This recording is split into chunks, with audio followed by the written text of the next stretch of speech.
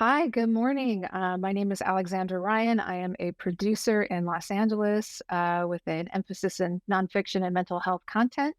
And I am here interviewing the wonderful pioneering neurofeedback practitioner, Sebern Fisher, who is a psychotherapist and neurofeedback practitioner in private practice who specializes in the aftermath of neglect and abuse in early childhood. She focuses on training the traumatized brain to learn its own regulation, which it can learn at any age. She trains professionals nationally and internationally on neurofeedback. And she's also on the faculty of the recently launched in February Attune Neurofeedback website. So, welcome, Sebern. Thank you so much for you know sitting down for this interview. I've got 9 tight questions in 20 minutes, so let's do it. What is developmental trauma, and how does it affect a child's developing brain? Developmental trauma is what every therapist recognizes, or should, that is unrecognized by the DSM. It is the accrual and the aftermath of neglect and abuse in early childhood, usually at the hands of the caretakers. But when there's neglect, it can be abused by some other person, people that is not known or picked up by the parents. So it's the lack of protection and living. My sense of it is, my experience with it is, it's been that people live with an aftermath of fear, and that fear circuitry is running the show in the human brain. And so neurofeedback can address this repetitive circuitry as it has been learned, so that the person is always vigilant. You can help them, their brains, and it's really helping their brains learn to fire differently with a feedback mechanism that I'm sure we'll discuss. That's the soul, the terrible tragedy of developmental trauma, is it focuses on neglect and abuse and assault on children and the aftermath of that, which all the way into, through life. Wow. Wow. So how is neurofeedback a relational endeavor, would you say? Well, it's very difficult for any of us from a position of fear to relate to other people. And we have these kinds of histories of never feeling protected and never feeling wanted. It's in and of itself enough reason not to be in a relationship and not to feel related. So the very first focus here is on quieting the fear circuitry in the brain, so that people can actually know they exist, which is at the worst extreme of this, they don't know, and that the other person exists. So fundamentally, neurofeedback is relational. The whole point of neurofeedback is to allow the person who has been neglected and abused and assaulted in childhood to now, out of that field of trauma, that historical field of disaster and catastrophe, and be able to relate to people in the present, and find love and nurture as typically as an adult, although neurofeedback also works for children and adolescents. Wow. Why do you think therapists should become neurofeedback providers? Well, I think trauma therapists have to become, I don't want to scare them, but, you can't get to these circuits in talk therapy as much as you would want to. And what happens then is that therapists get discouraged. There was a recent issue of the Sunday Times was on therapy, and one of the therapists who headed up a treatment facility, an outpatient facility for suicidal kids, it's on the rise, kids with suicidal thoughts, plans, and actions, says in the Times, nothing works. and no therapy that we use really works. And he's right, because you can't get to these fear circuits no matter how much you care about another person, because it's going on, it's running its own motor in the brain, and it runs its own logics and its own defense mechanisms, and you know, and it can start to feel very hopeless for both the therapist and the patient. They feel untreatable. They're often treated as untreatable. They're given diagnoses like borderline personality disorder, which is, it's a cruel fiction, all of these diagnoses, but that one in particular. That's a fear-driven disorder. And we have to quiet fear, and that's generating deep in the brain. It's even deeper in the brain than when I wrote the book. I mean, I understand it now. It's deeper in the brain than I did when I wrote the book. So I was just getting an intimation that this fear was generating from the brainstem, not just from the amygdala. The amygdala was theoretically, higher up, of a higher order in the brain. The brainstem is more primitive, but it's the brainstem that keeps generating these impulses of fear.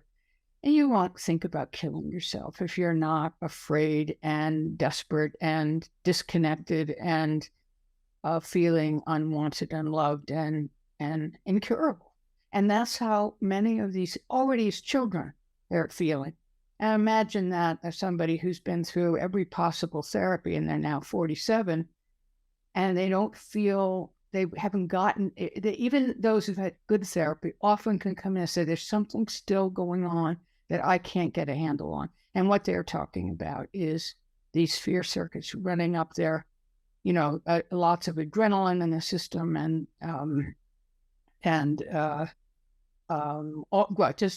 every fear impulse. And we can quiet that with this interface with the computer and brainwaves. That makes so much sense. And I know people are struggling so much right now. Even as you said, people who've had, quality therapy are still stuck. Um, I Their fault. It's not the therapist's fault. Yeah. The only reason that to address the question you just asked is that once you get it, that this is in the brain first and then in the mind, you have to learn how to reach the brain. And that's what therapists are missing. And then they feel burned out, discouraged, and they leave. They stop doing therapy. The dropout in therapists is high, and the success rate is low, particularly in these categories of these people with these histories. I've heard you mention the motherless wound and how it impacts the brain and attachment. Can you speak a bit more on that? When I heard that term motherless, I'm sure as many people, my chest sunk in because it's like an arrow to the heart. Please, could you expand a bit more on that? It's hard for everybody, right? To think. One person told me about picking up my book, and she got to that phrase, and it's pretty early on in the book, and she shut the book. She wouldn't read further. So, I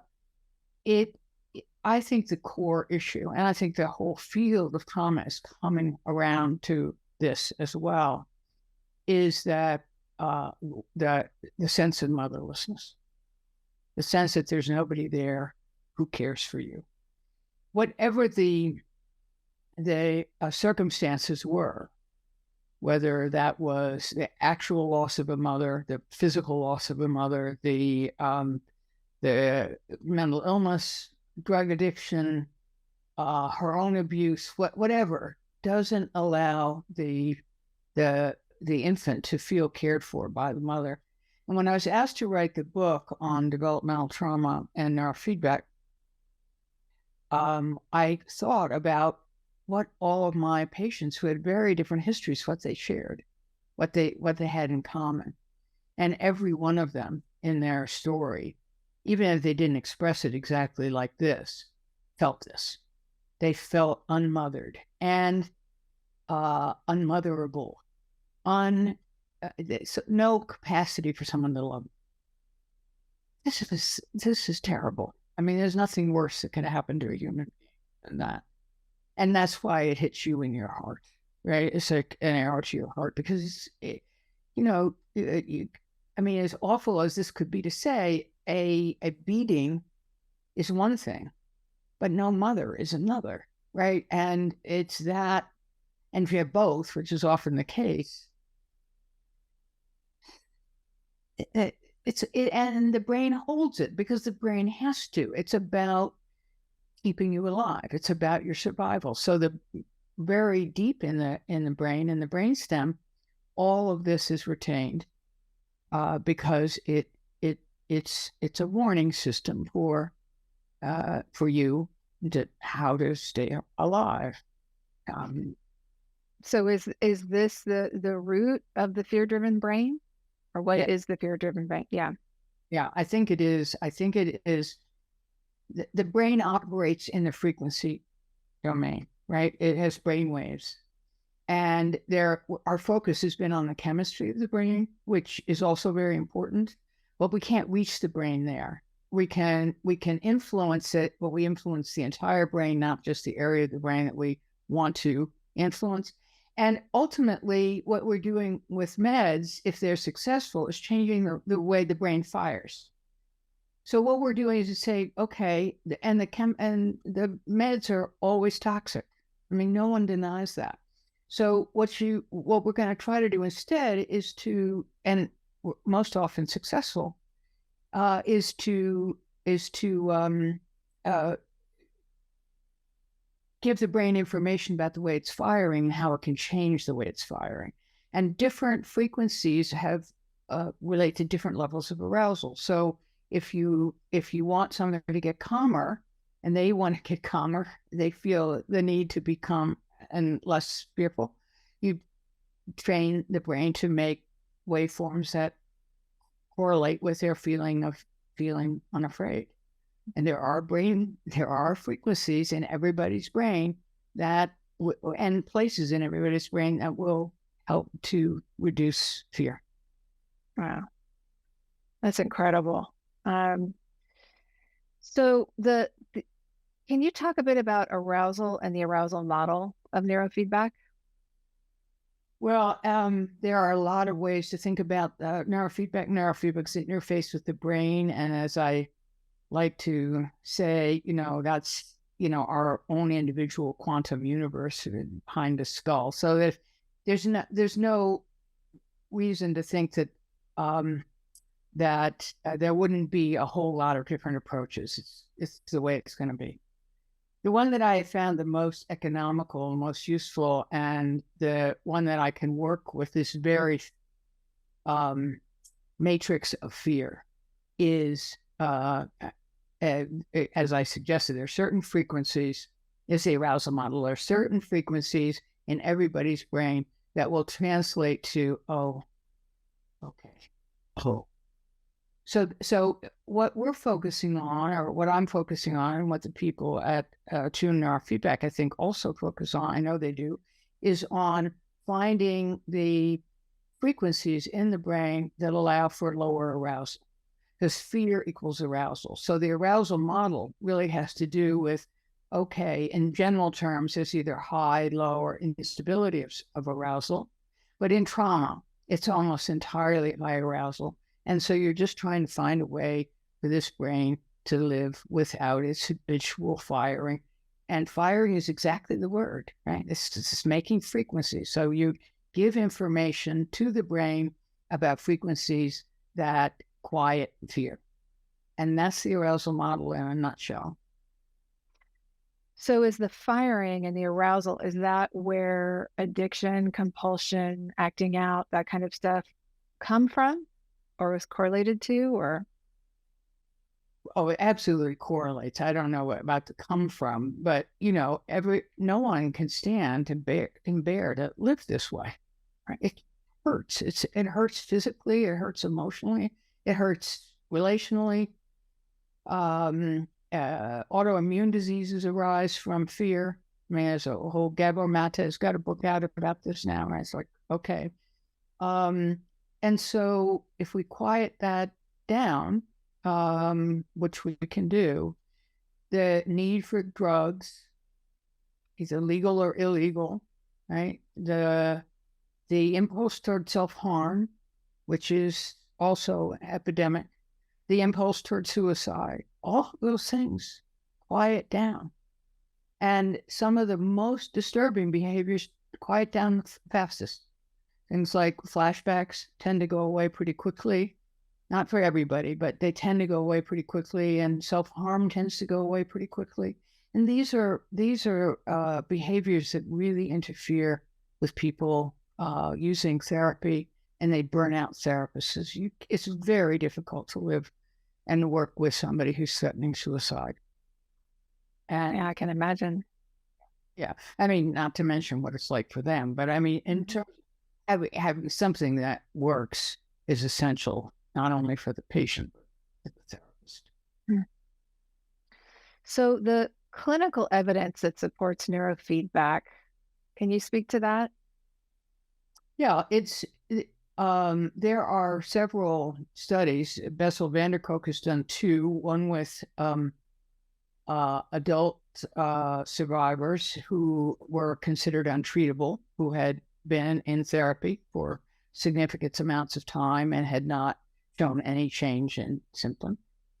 And they all gained, I don't know, this is a CAPS score, but anyway, they gained significantly in 24 sessions. They gained significant levels of executive function, judgment, ability to control behavior. And so that's one study. He also did one on one with children, and that they also had similar gains. These were all adopted children, all had come from terrible backgrounds, and all had been left by their mothers, right? I mean, by the very nature of adoption. And he said that the parents and the kids would cooperate, and this would come in snowstorms to get this training because it felt so good to them. I think that trauma survivors are going to need many more sessions than 20. But otherwise, almost all of them are looking at lifetime disorders and then physical problems that come along on the same path of fear and arousal. Do you see a paradigm shift in the way we treat and kind of view developmental trauma? Yeah, I think there should be. It's like, I mean, it's a paradigm shift. And Bessel really gets a lot of credit for this. Bessel has brought the brain into focus. And he talks now quite a bit about neurofeedback. There is what you are doing with neurofeedback is helping the brain learn to regulate itself. This is what good enough mothering is the ability to that helps the child to regulate her emotion, right? Making her safe enough, making her constrained enough, consequences is appropriate, love, reinforcement, reward, love, right? So but where that is taking root, as it were, is in the brain. And the brain is learning to regulate itself through the mother's regulation or the parent's regulation of the baby, right? And that's missing in our patients. So neurofeedback is the second goal and a very real chance of becoming self-regulated when you can't regulate yourself because of your history. The brain is really that people come in with hoping for a mother. Almost everybody, right? It's like who've been motherless. What else would they hope for? And they either know that or don't know that, or are ashamed or forthright or aggressive or whatever they are about it. That's what everyone wants. But what they really are looking for is the regulation that they missed. Is feeling okay in their own brains and bodies. And that's what, when neurofeedback works well, and doesn't always, but it usually does. When it works well, and I think the arousal model is the most dependable model in this regard, people learn to self-regulate and all kinds of things come online. They get better physically, they get better psychologically, relationships get better. cognition gets better, judgment's better, eating disorders get better, immune systems get stronger. Yes, that's the goal of the human brain. That's what the brain is devoted to do. It is running itself well. It just has all kinds of error messages because it never learned in the relationship with the mother to um, to regulate itself. So we So can't. it's a revolutionary approach. It sounds like more than a paradigm shift.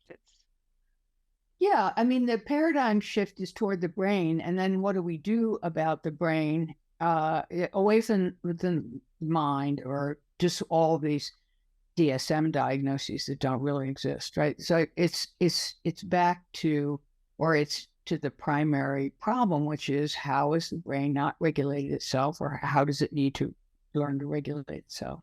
And every person who's had neurofeedback can, if they have been introduced to that language, is comfortable, all will talk about the fact that they feel better regulated.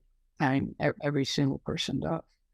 So, who's had a successful neurofeedback. And so it's not, it sounds complicated. It's a little, and particularly for people of my generation, it was a thing to put sensors on somebody's head, pick up the brain waves, and have people trained through a computer. This was the last thing in the world that I ever thought I would do. Mm-hmm. Well, and that's all the more endorsement of doing it, because if anyone was not going to do this, it was going to be me. Or anyone was going to have trouble doing this, it was going to be me.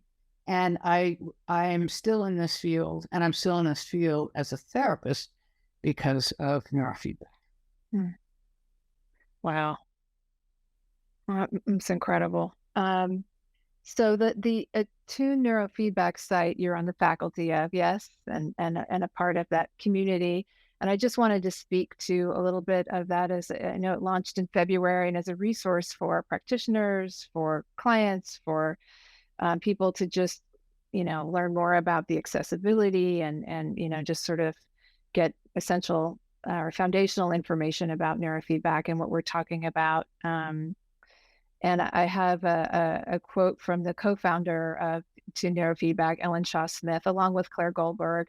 She describes the site's goal as being two things: to prioritize the arousal model of the human nervous system and the clinician-client attuned relationship. Both are essential and primary elements of a safe and effective neurofeedback practice. The Attune Neurofeedback provides foundational neurofeedback skills while supporting each supporter and bringing their unique contribution to the field, which is, I know, I've been told is important. Could you elaborate or expand upon the site as a resource and why people should visit to learn more about neurofeedback? My hope is that these kinds of interviews help people understand how important it is to work with the brain directly. Once they get that understanding, they have to know where to go for training. And training matters. The whole premise that Ellen and Claire and Mariana and putting that site together, the whole premise is that this stuff happens within the therapeutic relationship, within the attuned, hopefully, it's an attuned relationship with the therapist. It doesn't happen in any other, that is the optimal venue and probably the only one for developmental trauma. So so when you're looking for training, you have to have people who understand therapy and understand trauma. And that is well represented on the Attune Neurofeedback site. People really understand the therapy, they understand the things that therapists can run into, and they really understand what besets trauma survivors. So, I couldn't recommend a better training source, and most of it can be done online. That's great. It's a terrific resource. That's great. That's great. Well, I know this interview will be posted there. Is there anything, Sebern, that you would like to just to wrap up, anything we didn't discuss so that you feel should be emphasized? I don't think there's anything. I mean, there's a thousand things we haven't discussed, but I think in terms of